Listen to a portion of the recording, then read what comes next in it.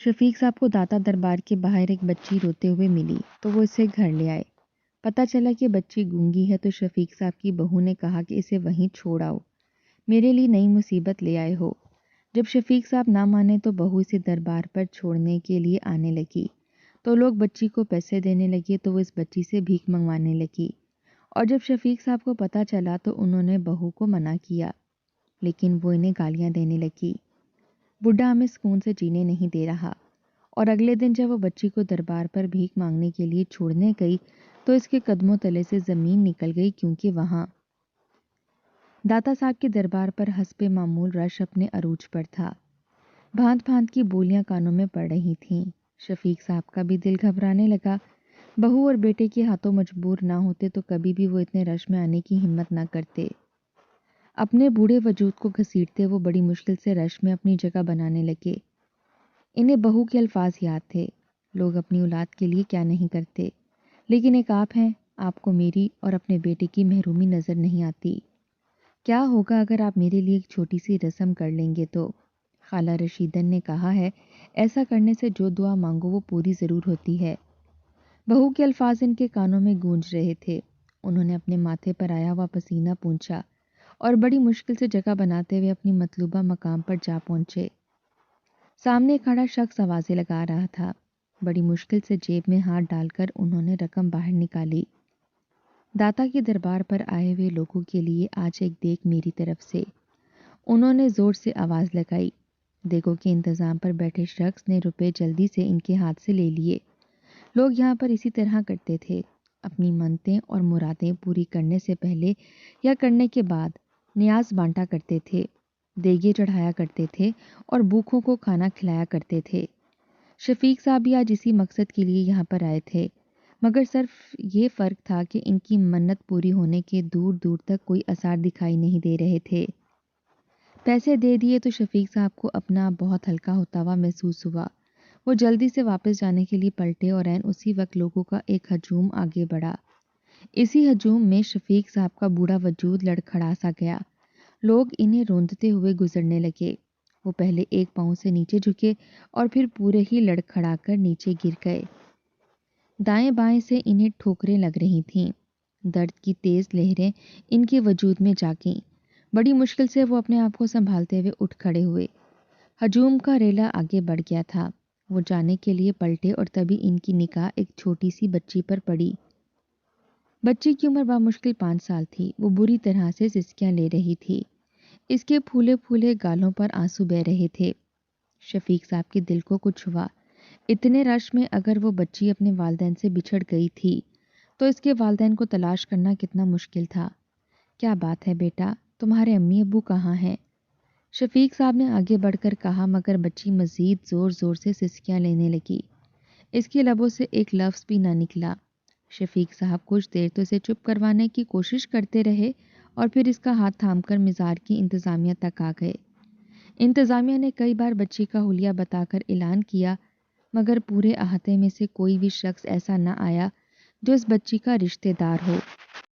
शाम के साये अब रात की तारीकी में बदलने लगे थे। मिज़ार का रश भी कम होने लगा। शफीक साहब अब परेशान से हो गए थे। बच्ची हनूज सिसकियां भर रही थी, लेकिन अब इसकी आंखों से आंसू बहना बंद हो गए थे। शायद वो रोते रोते थक चुकी थी। बच्ची के वालिदैन का कुछ पता न था। तंग आकर शफीक साहब ने बच्ची को गोद में उठाया और मिज़ार से बाहर निकल आए। शायद ये अल्लाह का कोई तोहफा हो। बच्ची बेहद हसीन थी। पहला ख्याल इनके जहन में यही आया। बच्ची को लेकर वो अपने घर पहुंचे। छोटा सा घर था जहां बेटे की कमाई से बड़ी मुश्किल से इन 3 अफराद का गुजारा होता था। ससुर के साथ एक बच्ची को आते देखा तो इनकी बहू जुलेखा चौंक गई। ये कौन है अब्बाजान? शफीक साहब ने प्यार से बच्ची को देखा और बहू को देखकर बोले, अल्लाह ने तुम्हारी गोद भरने का फैसला कर लिया है। तुमने मुझे दाता दरबार पर भेजा ही इसीलिए था ना कि तुम्हारी औलाद की ख्वाहिश पूरी हो जाए। तो अल्लाह ने दे दी तुम्हें औलाद। इस बच्ची के वालिदैन कहीं गुम हो गए थे, ढूंढने पर भी ना मिले, तो मैं इसे अपने साथ ले आया हूँ। शफीक साहब की बात पर जुलेखा ने चौंक कर बच्ची की जानिब देखा। चमकती हुई सफ़ेद रंगत, गहरी सियाह आंखें, घुंघरियाले बाल और मासूम सा चेहरा। वो बच्ची बेहद हसीन थी। زلیخا کے اندر حسد کی ایک لہر جاگی۔ بھلے ہی اس کے سامنے ایک چھوٹی سی بچی تھی، لیکن وہ ایک بے حد معمولی شکل و صورت کی پختہ عمر کی عورت تھی۔ اس سے بچی کا حسن برداشت نہ ہوا۔ نہ جانے کس کا بچہ اٹھا لائے ہیں ابا جان، اگر کسی کو پتہ چل گیا تو آپ پر اغوا کا مقدمہ کر دیں گے۔ پاگل ہو گئے ہیں کیا آپ؟ دعا مانگنے کے لیے بھیجا تھا، مصیبت اٹھا کر لے آئے ہیں۔ زلیخا نے بولا تو شفیق صاحب کو بہت برا لگا۔ میں نے اس کے والدین کو بہت ڈھونڈنے کی کوشش کی ہے، اتنی پیاری اور معصوم بچی کو مصیبت تو نہ کہو۔ دیکھنا ابھی یہ تمہیں ماں بلائے گی تو تمہیں کتنا اچھا لگے گا، تمہارے برسوں سے تڑپتے دل پر جیسے ٹھنڈک سی پڑ جائے گی۔ شفیق صاحب نے بچی کا ہاتھ پکڑا اور پیار سے اسے پچکارنے لگے۔ بیٹا اپنا نام بتاؤ، کیا نام ہے تمہارا؟ یہ تمہاری نئی امی ہیں، تمہیں تمہارے نام سے بلایا کرے گی۔ شفیق صاحب نے کہا تو بچی ٹکڑ ٹکڑ ان کا چہرہ دیکھنے لگی، اور تبھی اس کی نظر زلیخا کے پیچھے چارپائی پر بیٹھے شفیق صاحب کے بیٹے عالمگیر پر پڑی، جو خاموشی سے کھانا کھاتے ہوئے اپنے باپ اور بیوی کی گفتگو سن رہا تھا۔ اس کی پلیٹ میں کھانا دیکھتے ہی بچی کو شاید بھوک لگی۔ اس نے حلق سے چند بے ترتیب سی آوازیں نکالیں جن کا کوئی سیر پیر نہ تھا۔ شفیق صاحب تو چونکے ہی، مگر ساتھ ہی زلیخا کی آنکھیں بھی حیرت سے پھیل گئیں۔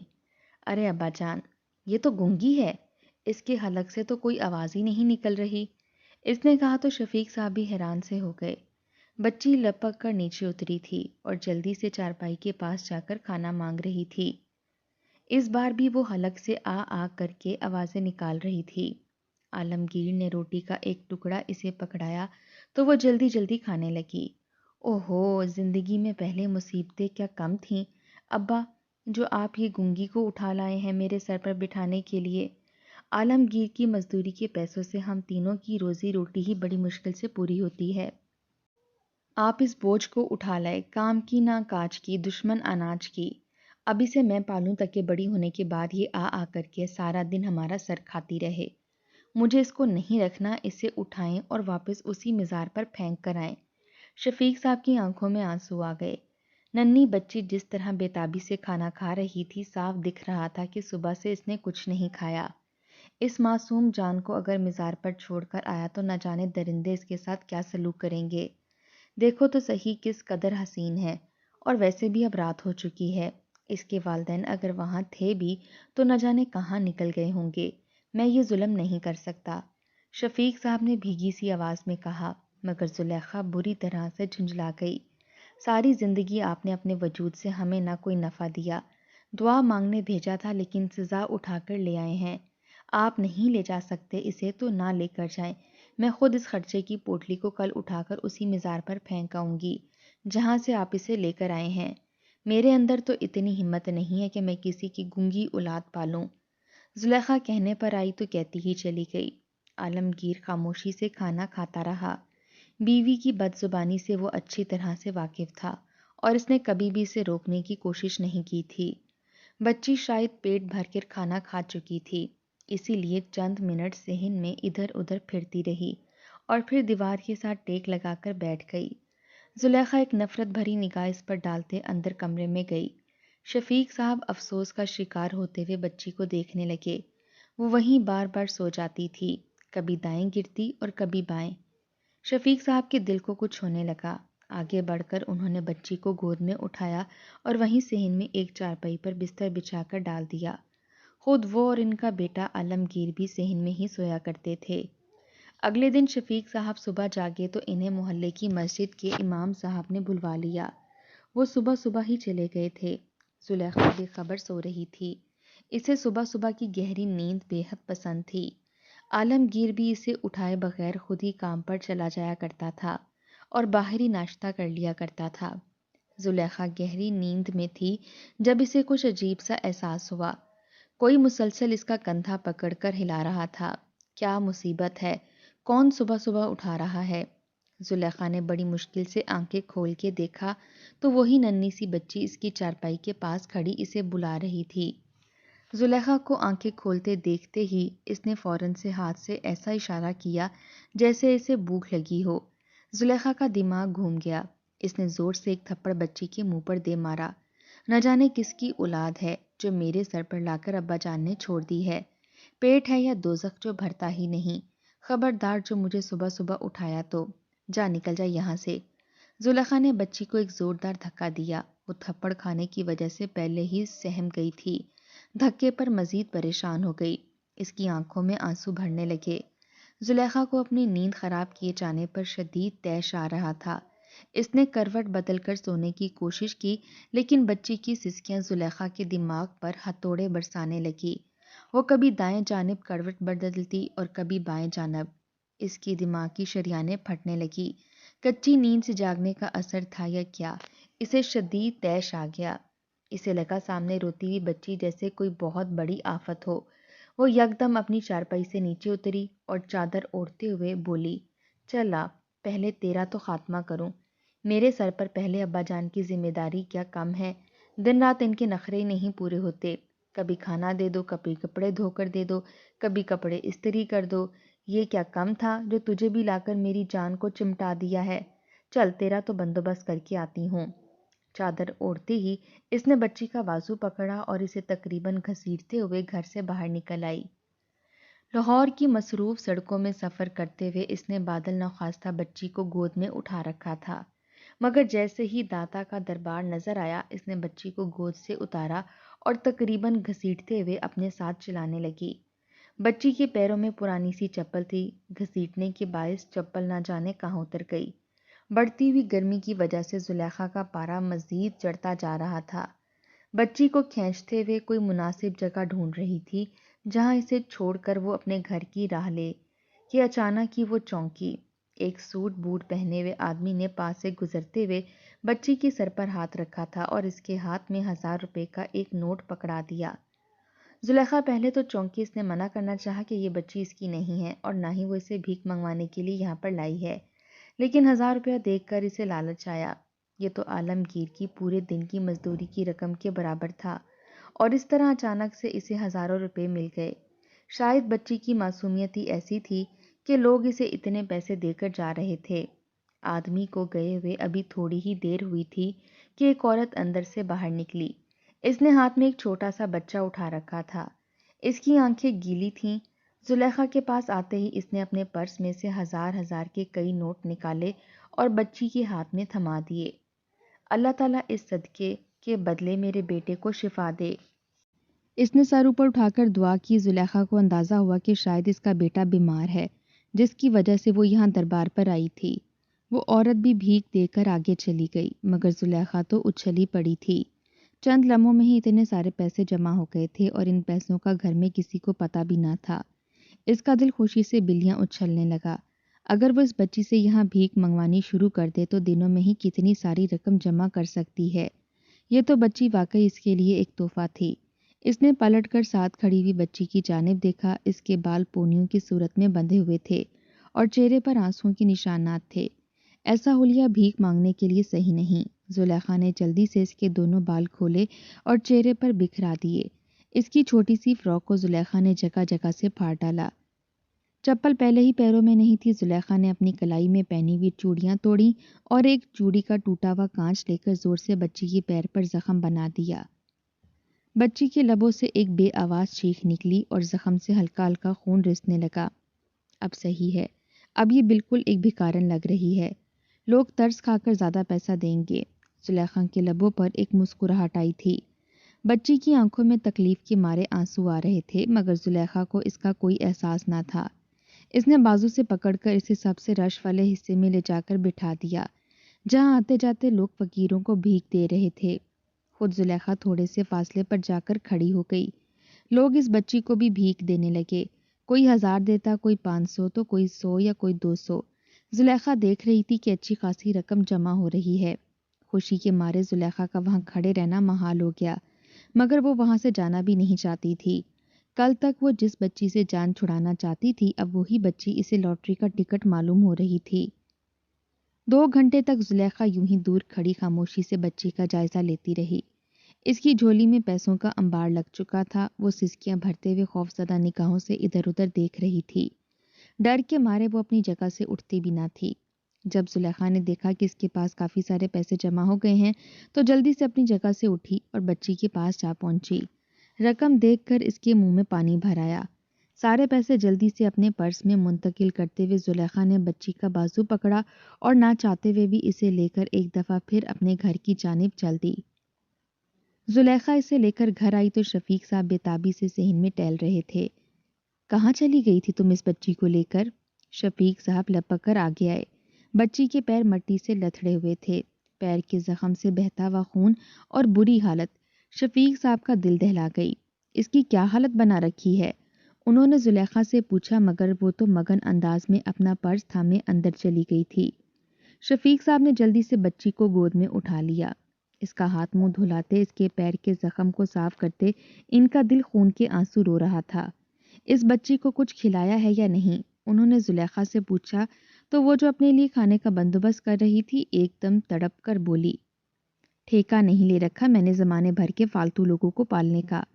پہلے آپ کے کھانے کا بندوبست کرو اور پھر اب اس کا۔ باہر لے جائیں اور کچھ کھلا پلا دیں، میں اپنے کام کروں یا دن رات اس کے کھانے پکانے کرتی رہوں؟ تڑپ کر کہتے ہوئے وہ اپنا کھانا نکال کر اندر کمرے میں چلی گئی۔ شفیق صاحب چپ رہ گئے، لیکن ان کے اندر خوف خدا تھا۔ انہوں نے بچی کو گود میں اٹھایا اور اسے باہر لے گئے۔ باہر سے اسے کھانا کھلا کر جس وقت وہ گھر آئے، زلیخا شاپنگ پر جا چکی تھی۔ حالانکہ شام ہو رہی تھی، وہ انتہائی پھوڑ عورت تھی۔ گھر، شوہر، اسے کسی چیز میں کوئی دلچسپی نہیں تھی۔ عالمگیر مزدوری کر کے واپس آ چکا تھا، اب خاموشی سے چارپائی پر لیٹا تھا۔ بچی کو دیکھتے اس نے محبت سے پچکارا، لیکن اس سے پہلے کہ وہ بچی کو گود میں اٹھاتا، عین اسی لمحے زلیخا گھر میں داخل ہو گئی۔ عالمگیر اس سے خوفزدہ بھی رہتا تھا۔ اس نے جلدی سے اپنے ہاتھ پیچھے کر لیے۔ اتنے پیسے کہاں سے آئے تمہارے پاس جو اتنی ساری چیزیں خرید کر لائی ہو؟ عالمگیر نے حیرت سے پوچھا تو زلیخا منہ بنانے لگی، تم نے تو کبھی پیسے دیے نہیں، اس لیے زیادہ سوال جواب مت کرو۔ منہ بنا کر اندر کمرے میں چلی گئی، مگر شفیق صاحب کو حیرت ہوئی تھی۔ انہوں نے آج صبح دیکھا تھا کہ زلیخا بچی کو جس خراب حلیے میں واپس لے کر آئی تھی وہ کوئی اور ہی کہانی سنا رہا تھا۔ اگلے دن پھر زلیخا صبح صبح جاگی، گھر میں کوئی نہیں تھا۔ اس نے لپک کر بچی کو گود میں اٹھایا اور اسے لے کر دادا کے دربار جا پہنچی۔ وہاں لوگوں کا ویسا ہی ہجوم اور رش تھا۔ زلیخا نے آج بچی کا حلیہ کل سے بھی زیادہ خراب بنا رکھا تھا۔ آتے ہوئے اس نے رکھ کر 2-3 تھپڑ اس کے پھولے پھولے گالوں پر مارے تھے، جہاں نشان بن گئے تھے۔ بچی سسک رہی تھی اور خوفزدہ نگاہوں سے ادھر ادھر دیکھ رہی تھی۔ لوگ اس کی گود میں پیسے ڈالتے جا رہے تھے۔ زلیخا کو یہ سب دیکھتے ہوئے بڑا مزہ آ رہا تھا۔ تھوڑی دیر گزری تو اچھی خاصی رقم جمع ہو گئی، مگر آج زلیخا زیادہ پیسے لے کر گھر جانا چاہتی تھی۔ دوپہر کے بعد تک وہ بچی کو لے کر وہیں بیٹھی رہی۔ جب پیسے زیادہ جمع ہو گئے تو وہ اسے لے کر گھر آئی۔ کیا حلیہ بنا رکھا ہے اس بچی کا؟ کہاں چلی جاتی ہو آخر تم؟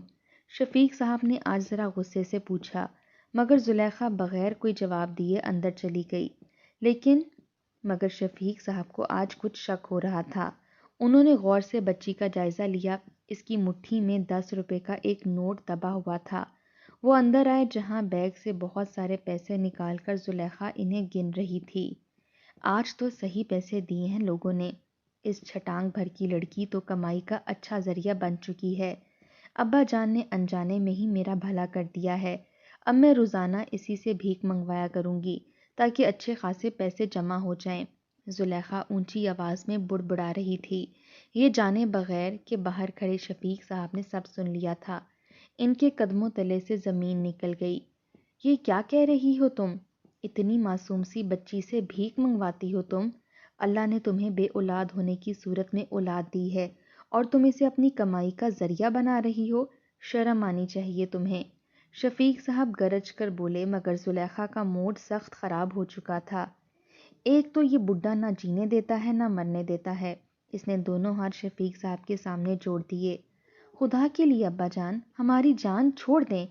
ایک تو نہ خود مرتے ہیں اور نہ ہمیں اپنی مرضی سے کچھ کرنے دیتے ہیں۔ آپ نے یہ بچی لا کر مجھے دی تھی نا، اب میں اس کے ساتھ جو مرضی سلوک کروں۔ آپ کون ہوتے ہیں بیچ میں ٹانگ اڑانے والے؟ میرے معاملات میں بولنے کی کوئی ضرورت نہیں ہے۔ زلیخا آپے سے باہر ہو چکی تھی۔ بدتمیزی کی انتہا پر پہنچتے جو کچھ اس کے منہ میں آیا اس نے شفیق صاحب کو سنا دیا۔ شفیق صاحب گنگ سے کھڑے تھے، انہیں بے حد صدمہ ہو رہا تھا۔ انہوں نے زلیخا کو ہمیشہ اپنی بیٹی کی طرح سمجھا، لیکن آج جو کچھ اس کے منہ سے نکلا تھا، اس کے بعد شفیق صاحب کا دل چاہ رہا تھا کہ زمین پھٹے اور وہ اس میں سما جائیں۔ انہوں نے تو کبھی اپنے کام کاج اور روٹی کا بوجھ زلیخا کے اوپر نہ آنے دیا تھا، لیکن زلیخا نہ جانے انہیں کیا سمجھتی تھی۔ وہ تو ہمیشہ اسے دعا ہی دیتے تھے کہ اللہ اس کی گود ہری کرے اور ان کے عالمگیر کے ہاں بھی اولاد جیسے پھول کھلیں، مگر نہ جانے زلیخا کس مٹی کی عورت تھی۔ شفیق صاحب بھاری قدموں کے ساتھ پلٹے۔ ننھی سی بچی وہیں چوکھٹ پر بیٹھی آنسو بھری آنکھوں سے شفیق صاحب کو دیکھ رہی تھی۔ انہوں نے خاموشی سے اسے اٹھایا اور گھر سے باہر نکل گئے۔ شاید وہ بھوکی تھی، زلیخا تو اسے کھانا تک نہ دیتی تھی۔ زلیخا کو مگر کوئی افسوس نہیں تھا۔ شفیق صاحب کو بے عزت کر کے باہر نکالنے کے بعد وہ بڑی مطمئن ہو گئی تھی۔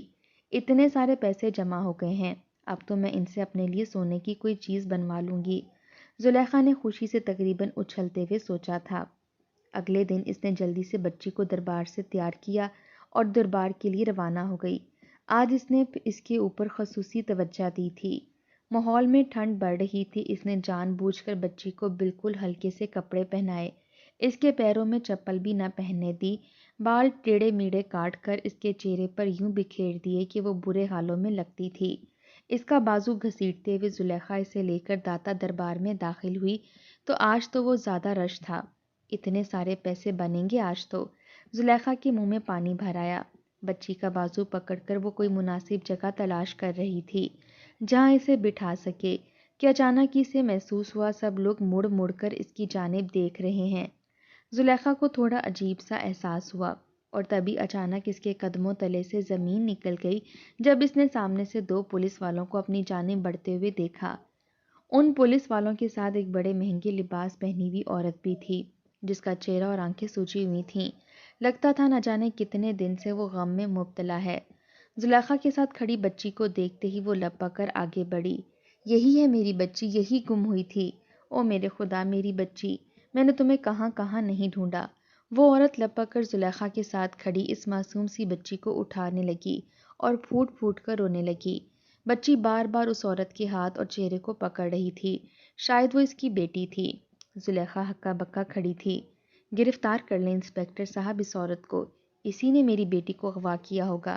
چند روز پہلے میری بیٹی یہیں دادا کے دربار سے غائب ہوئی تھی، میں نے اسے ڈھونڈنے کی بہت کوشش کی مگر یقیناً یہ عورت اسے اغوا کر کے لے گئی ہوگی، وہ عورت تقریباً چلاتے ہوئے کہہ رہی تھی۔ پولیس والے آگے بڑھ کر اسے ہتھکڑی لگا رہے تھے۔ زلیخا کے قدموں سے زمین نکل گئی۔ اس نے اپنی صفائی دینے کی کوشش کی مگر وہاں کون تھا جو اس کی صفائی سننے کے موڈ میں تھا۔ بچے کو اغوا کرنے اور اس سے بھیک منگوانے کے جرم میں پولیس نے اسے گرفتار کر لیا تھا۔ وہ عورت بڑی امیر فیملی سے تعلق رکھتی تھی، اس نے پوری کوشش کر لی تھی کہ زلیخا کو سخت سے سخت سزا ہو۔ تھانے میں پریشان گھومتے ہوئے زلیخا کے ہاتھ پاؤں پھولے جا رہے تھے۔ اس نے انسپکٹر کی منت سماجت کر کے اس کا فون لے کر شفیق صاحب کو فون کیا۔ شفیق صاحب نے جب سنا کہ ان کی بہو تھانے میں ہے تو وہ گھبرا سے گئے۔ عالمگیر کو لے کر جس وقت وہ تھانے میں پہنچے، انسپکٹر صاحب نے انہیں سخت باتیں سنائیں مگر ان کی کوئی بھی کوشش کارگر ثابت نہ ہوئی۔ 2 ماہ زلیخا کو جیل میں رہنا ہی پڑا مگر اس دوران اس پر اغوا کا جرم ثابت نہ ہوا تو تھک ہار کر پولیس والوں نے اسے چھوڑ دیا۔ زلیخا بے حد شرمندہ تھی مگر جب وہ گھر آئی تو اس کے منہ سے خبر سن کر شفیق صاحب اور عالمگیر دونوں بے حد خوش ہوئے۔ اس نے بتایا کہ وہ ماں بننے والی ہے اور پچھلے 2 ماہ سے حاملہ ہے۔ شفیق صاحب کو یوں لگا جیسے خوشیاں ان کے گھر کی جانب لوٹ آئی ہیں۔ انہوں نے زلیخا کا خوب خیال رکھا، خود زلیخا بھی بے حد خوش تھی۔ بچی کی اغوا والا واقعہ ایک برا حادثہ ضرور تھا مگر اللہ نے اس کی اولاد والی خواہش پوری کر دی تھی۔ 9 مہینے بعد زلیخا درد سے تڑپ رہی تھی۔ اسے بیٹے کی بہت خواہش تھی مگر اللہ نے اسے چاند سی بیٹی سے نوازا، لیکن وہ خوش تھی۔ بیٹی بے حد خوبصورت تھی، پھولے پھولے گالوں والی، نازک اور سرخ اور سفید سی۔ زلیخا اسے گود میں لیتی تو اسے بہت اچھا لگتا۔ سب لوگ شفیق صاحب کو مبارکباد دے رہے تھے اور خود وہ بھی بہت خوش تھی۔ چھوٹی سی پوتی کو اٹھا کر وہ گھر سے باہر پھرتے رہتے، ان کے آنگن کی رونق بحال ہو گئی تھی۔ بچی بڑی ہونے لگی، سب بے حد خوش تھے مگر بس ایک پریشانی تھی، بچی روتی تو اس کی آواز نہ سنائی دیتی تھی۔ شروع میں تو سب کو ایسے لگا جیسے یہ ان کا وہم ہے مگر ایک ہفتے بعد محلے کی ایک عورت زلیخا سے ملنے آئی تو وہ حیران ہو گئی۔ ہائے ہائے زلیخا، تو نے تو گونگی بچی کو پیدا کیا ہے، اس کی تو آواز ہی نہیں ہے۔ بچی کو روتے ہوئے ادھر ادھر ہاتھ پاؤں مارتے دیکھ کر وہ عورت بولی تو زلیخا کے قدموں تلے سے زمین نکل گئی۔ یہ کیا کہہ رہی ہو آپا؟ میری بچی گونگی کیسے ہو سکتی ہے؟ زلیخا نے لپک کر اپنی بچی کو گود میں اٹھایا، مگر وہ عورت درست کہہ رہی تھی، بچی واقعی گونگی تھی۔ سارے ڈاکٹرز کو چیک کروا لینے کے بعد زلیخا عالمگیر دونوں تھکے ہارے گھر آ کر بیٹھ گئے تھے۔ ڈاکٹرز کے مطابق بچی پیدائشی گونگی اور بہری تھی اور اس کا کوئی علاج نہیں تھا۔ زلیخا چارپائی پر بیٹھی اپنی بچی کو گود میں لیے آنسو بہا رہی تھی۔ اسے یقین نہیں آ رہا تھا کہ قدرت نے یہ سب اس کے ساتھ کیوں کیا ہے، مگر دور کھڑے شفیق صاحب افسوس بھری نگاہوں سے زلیخا کو دیکھ رہے تھے۔ انہیں پتا تھا کہ اس کے ساتھ یہ سب کیوں ہوا ہے۔ انہوں نے ایک معصوم گونگی بچی کو اپنی کمائی کا ذریعہ بنایا اور اس پر ظلم و ستم کے پہاڑ توڑے۔ شاید یہی وجہ تھی کہ اللہ تعالیٰ نے ایک معصوم جان کو اس کی آزمائش بنا دیا تھا۔ شفیق صاحب نے بے بسی سے اپنی آنکھیں موند لیں۔ نہ جانے زلیخا کو اپنی اس اولاد کی صورت میں آگے کیا کیا کچھ بھگتنا تھا، یہ تو خدا ہی جانتا تھا۔